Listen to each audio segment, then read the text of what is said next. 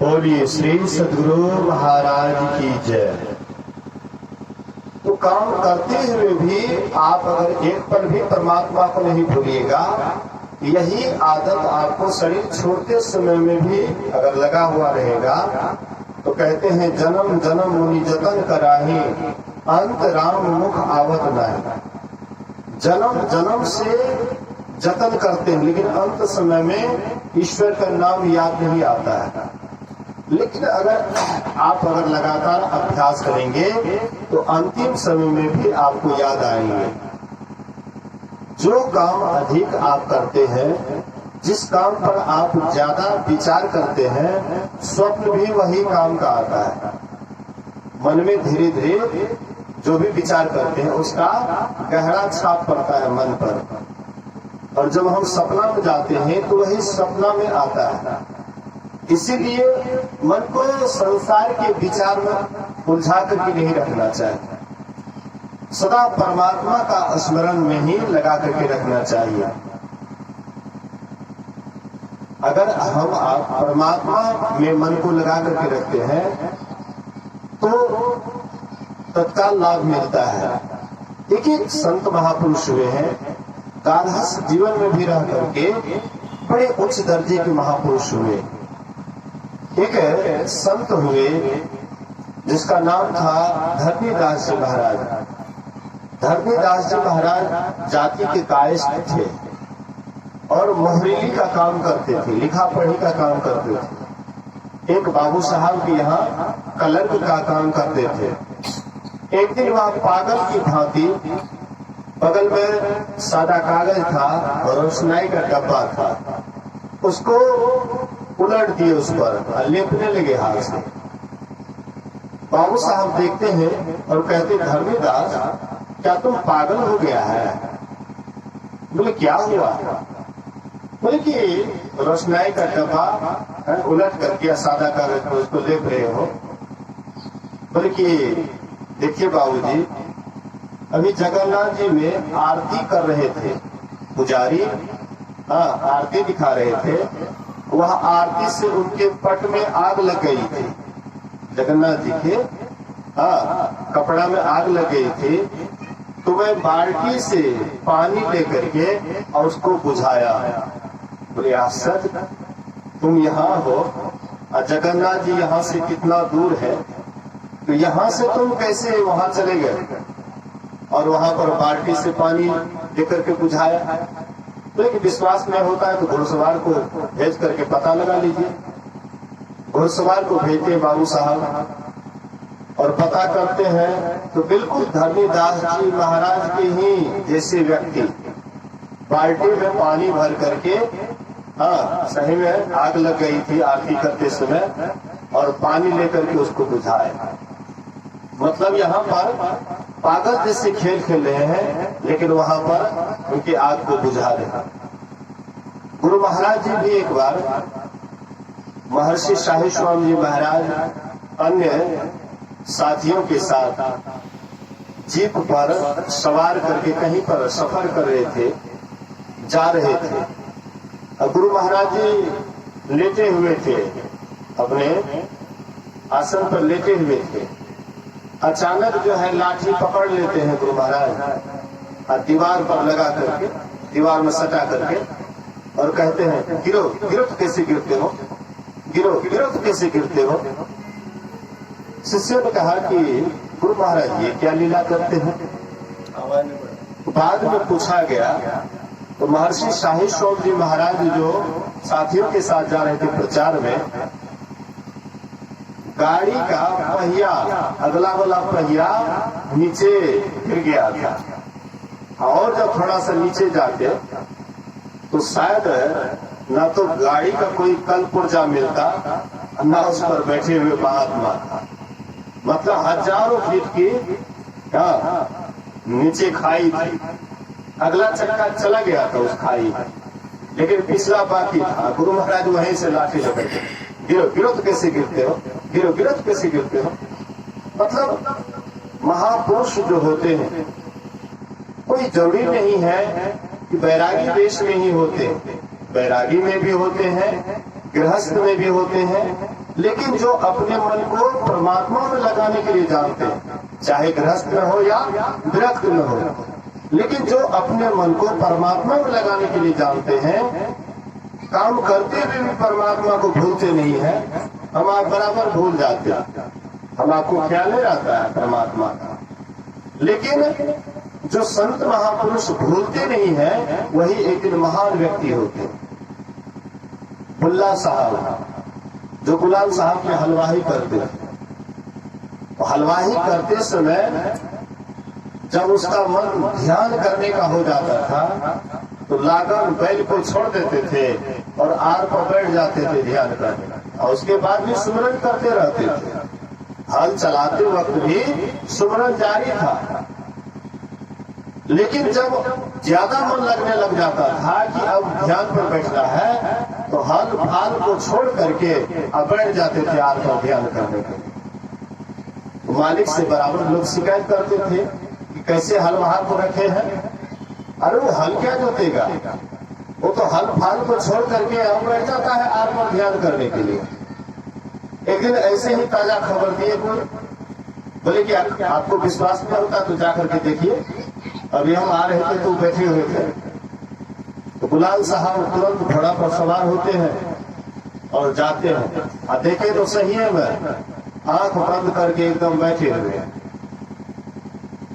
गुस्सा आया, ये हल चलाना चाहिए, तो हल चलाना छोड़ करके आई आर पर आंख बंद करके बैठा हुआ है, आलसी कहेगा। चाबुक था, चाबुक से एक चाबुक मारे।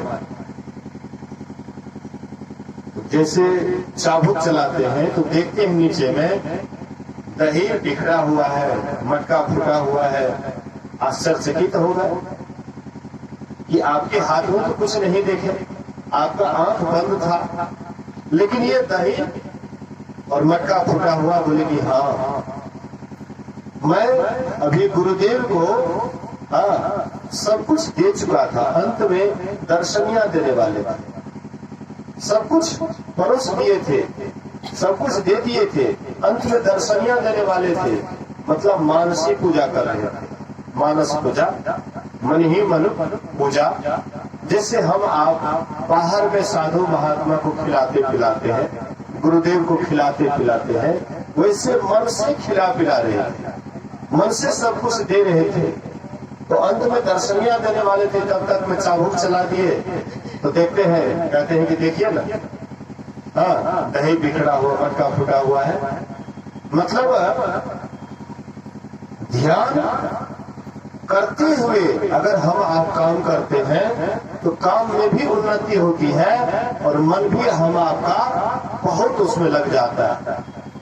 बाद में गुलाम साहब हाथ जोड़ करके कहते, महाराज अब आप हलवाही मत कीजिए, अब मेरा हलवाही मत कीजिए, आपको बैठे हुए ही हम आपको तनख्वाह देंगे, सब कुछ देंगे, लेकिन अब आप हलवाही मत कीजिए। बोले कि अब तुम्हारा हल भी नहीं जोतेंगे, अब तुम्हारे यहाँ रहेंगे भी नहीं, अब मैं जा रहा हूँ उसी का काम करने के लिए, उसी का काम करने के लिए जा रहा हूँ, परमात्मा का काम करने जा रहा हूँ, अज्ञानी जीवों को ज्ञान के रास्ते पर ले जाने के लिए जा रहा हूँ। यही कोरियापट्टी है ना, कोरियापट्टी, वहां पर एक राजपूत का हल जोत रहे थे, जाति से थोड़ा नीचा थे, हाँ मुसहरिया या और कोई जाति थे, तो हल चला रहे थे और उसका नियम था, मतलब परमात्मा को नहीं भूलते होंगे, और साथ साथ एक नियम था कि बिना स्नान किए हुए भोजन नहीं करते, स्नान करके ही भोजन करते। तो आए जलखै लेकर के 10 साढ़े 10 बजे, अरे फलवा हाँ जलखै खा ले, मालिक आया स्नान कर भूल गई है, हाँ घर पर स्नान नहीं कर सके, मालिक स्नान बिना नहीं खाए छे, बड़का महात्मा बने बिना स्नान कर, जबरदस्ती नहीं खाना पड़ेगा, मालिक बिना स्नान कर नहीं खाए। अब बहुत जब जिद करने लगे तो वो क्या करते हैं, सीताराम सीताराम सीताराम सीताराम सीताराम सीताराम एकदम जपने लगे, और जपने लगे तो रेह से पानी भी निकलने लगा, जैसे सीताराम सीताराम जप रहे हैं, अरे से पानी उठने लगा, उसी से चुल्लू से शरीर पलटने लगा, स्नान करने लगे। राजपूत को देख करके आश्चर्य हो गया, कल जोड़ करके खड़े हो गए, कहते हैं क्षमा कर दीजिए, हमको गलती हो गई हमसे। आप कौन हैं मैं नहीं जानता था, लेकिन आप हलवा रहते हुए एक बड़े महात्मा है। हाथ जोड़ करके खड़े हो गए और तब से वे लुप्त ही रहने लगे, लुप्त रहने लगे। गुरु महाराज हमारे नाना जी कहते थे कि हम गए थे दूध लेकर के कि आज जो है ना बाबा को देखेंगे। कोई भी जाते थे दूध लेकर के, कहते थे है सिक्का को रख दीजिए। आवाज सुनते थे लेकिन देखते नहीं थे। तो नाना जी सोचे कि हम उसको देखेंगे, कैसे है देखेंगे। तो वहां गए, दूध कतरा हुए, वो सिक्का से वो इतना रख दिए। उसके बाद नाना जी क्या किए, झाड़ी में लुका गए कि निकलेंगे ना, दूध पियेंगे या कुछ करेंगे तो देखोगा। तो जैसे वो लुका गए, उधर से इतना, उधर से बाघ सिंह को भेजे। देखा वो बाघ सिंह आ रहा है, नाना जी उसको क्या देखेंगे, बाघ सिंह को देख करके नौकर डर के मारे भाग गए। मतलब देखिए, जो परमात्मा में मन को लगा देते हैं, अपने मन को परमात्मा में लगा देते हैं, चाहे कोई भी आप काम करते हैं, कोई जरूरी नहीं है कि घर द्वार छोड़ करके महात्मा हो गए हैं तभी परमात्मा को प्राप्त करेंगे। महात्मा होकर के भी परमात्मा को प्राप्त नहीं कर पाते हैं, और जो महात्मा नहीं होते वो परमात्मा को प्राप्त कर लेते हैं। सबसे तो मूल बात है मन को लगाना। मन को, हम अपना मन को परमात्मा में कितना टिका पाते हैं, कितना देर लगा पाते हैं, इसी का नाम तो असली महात्मा है। शरीर से महात्मा बनना और बात है, लेकिन मन से महात्मा बनना और बात है। परमात्मा को पाने के लिए मन से महात्मा होना चाहिए। मन से महात्मा कैसे है, तो परमात्मा में दिन रात अपने मन को लगाना, यही है मन से महात्मा। दिन रात कबीर साहब कहते हैं, जो कोई या विधि मन को लगाए लगाए, मन को लगाए हरि पाए। जो इस विधि से दिन रात परमात्मा का सुमरन ध्यान करते हैं, स्मरण करते हैं, तो इस विधि से जो परमात्मा को स्मरण करते हैं, जो कोई या विधि मन को लगाए लगाए, मन को लगाए हरि पाए। जैसे नटवा चढ़त बांस पर, ढोलिया ढोल बजावे। पुराने जमाने में नटवा क्या करते थे, बांस पर चढ़ जाते, ढोलक बजाने वाला ढोलक बजाते, लेकिन वहां पर बहुत रंग, मतलब जो है नाटक दिखाते थे, लेकिन उसका ख्याल बांस पर लगा रहता था। अगर बांस से उसका ख्याल हट जाए तो वह नीचे गिर जाता, हड्डी पतली टूट जाता। जैसे नटवा चढ़त बांस पर, ढोलिया ढोल बजावे, अपना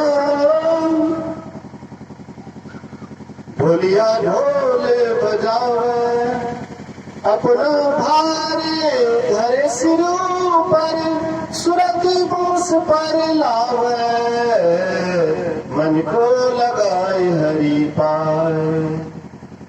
जैसे भुवंगम चरत बनी में, ओस चाटने आवे, कभी चाटे कभी मणितन चितवे, मणितन प्राण गमावे, मन को लगाए हरि पाए।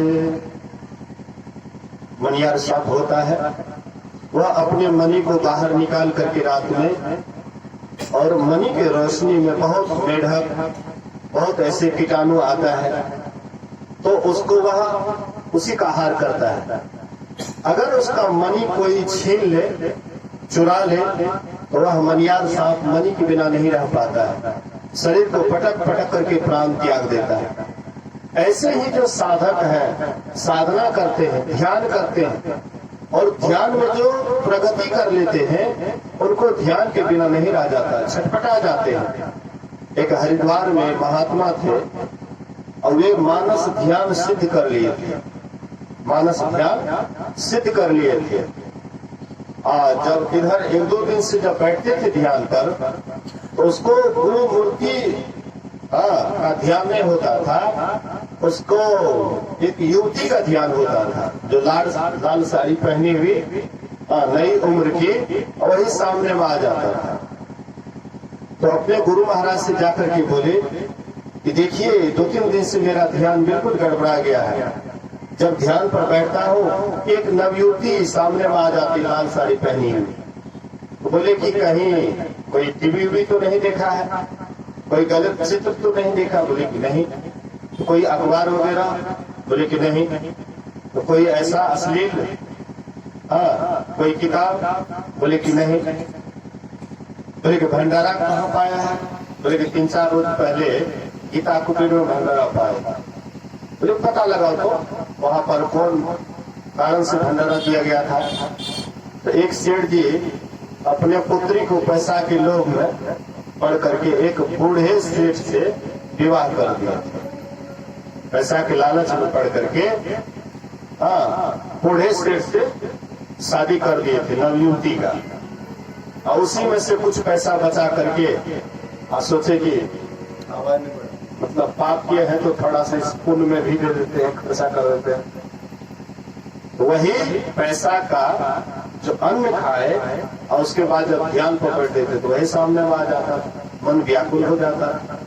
तो जिनका मन ध्यान में लगता है, ध्यान से जो उचट जाता है तो उसका मन भी व्याकुल हो जाता है।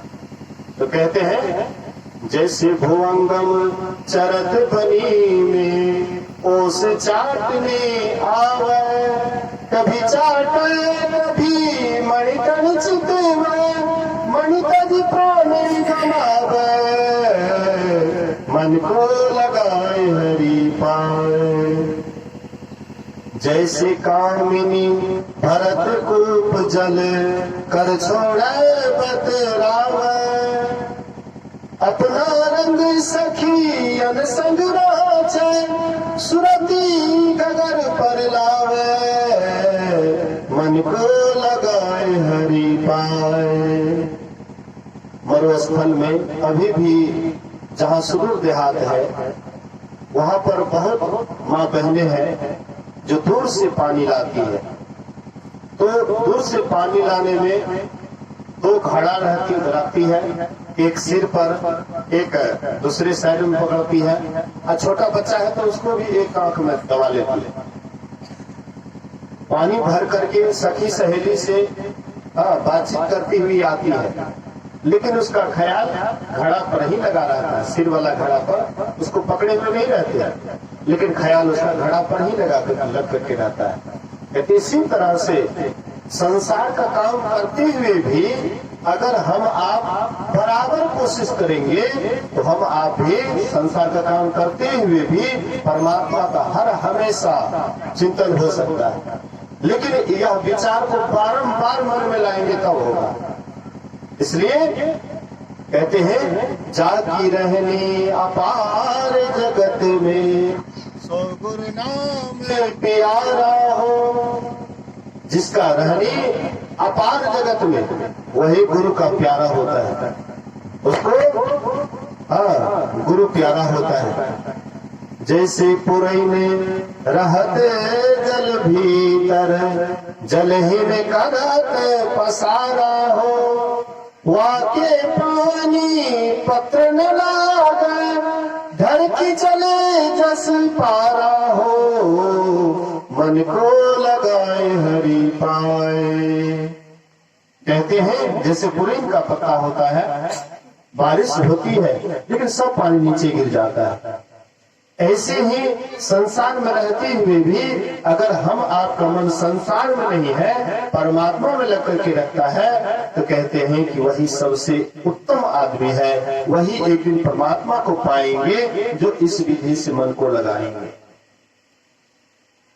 पानी में नाव है, कोई हानि नहीं है, नाव तो पानी में ही रहेंगे। पानी में नाव है, कोई हानि नहीं है, लेकिन नाव में पानी नहीं होना चाहिए। और नाव में पानी हो तो क्या करना चाहिए? दोनों हाथ उलीचिए, दोनों हाथ उलीचिए, यही सयानो काम। कहते हैं नाव में बाढ़े पानी, घर में बाढ़े दाम, और दोनों हाथ उलीचिए, यही सयानो काम। घर में आमदनी हो उसको धर्म काम में लगाइए।